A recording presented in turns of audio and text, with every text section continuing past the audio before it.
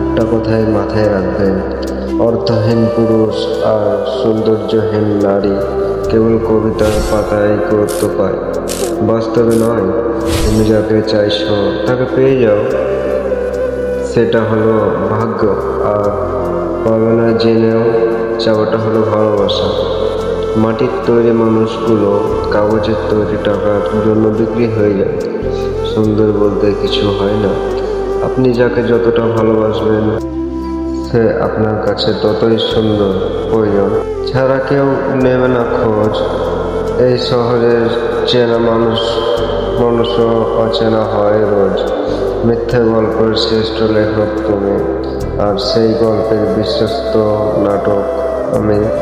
পৃথিবীর সবচেয়ে দামি জিনিস হলো দুটো, বিশ্বাস আর অপেক্ষা, যা সবার জন্য করা যায় না। মেয়েরা সব সময় সত্য কথা পছন্দ করে, কিন্তু বিশ্বাস করে মিথ্যাবাদীকে।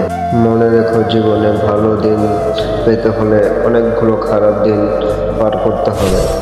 আগে মানুষ মিথ্যা বলতে ভয় পেত পাপ হবে বলে, আর এখন মানুষ সত্য বলতে ভয় পায় বিপদ হবে বলে। এখন সমস্যাহীন পৃথিবী হয় না, সমস্যায় অভাব, নেগেটিভিটি, অবসর এগুলো থাকবেই।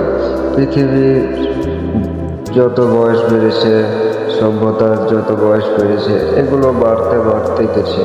ফলত এগুলো থেকে পালিয়ে লাভ নেই।